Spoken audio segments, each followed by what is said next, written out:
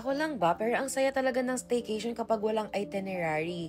Kaya perfect ang staycation na nabook namin. Hey beauties! Nagbook kami ng staycation ng baby ko kasi gusto namin ma-relax talaga.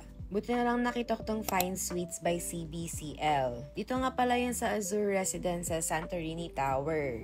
Pagpasok pa lang sobrang cozy and modern ng vibe. Ang linis, ang fresh ng setup, parang every corner Instagrammable. Perfect spot to just unwind after a long week or for that quick weekend getaway. And it's just around the metro. Malinis yung CR, may bidet, and may shower din siya.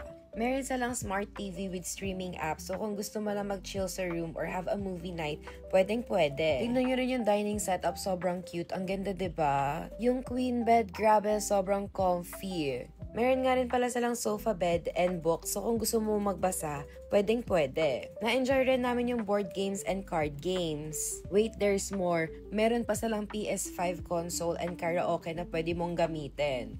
Meron din silang basic kitchen setup na pwede mong lutuan and hygiene kits and towels. Diba kompletong-kompleto? The highlight for me, yung balcony view. Kitang-kita yung man-made beach and yung wave pool and honestly, ang relaxing lang talaga. Syempre, hindi namin pinalagpas ni Bobby na mag-swimming. Very Instagram-worthy ang beach and nakakatuwa yung wave pool. Very fun, I swear. If ayaw nyo naman magluto, meron din naman mga kainan na malapit sa unit and pwede rin magpa-deliver. So beauties, if you're planning your next quick getaway or staycation, check out Fine Suites by CBCL at Azure Residences. That's all for now. Bye!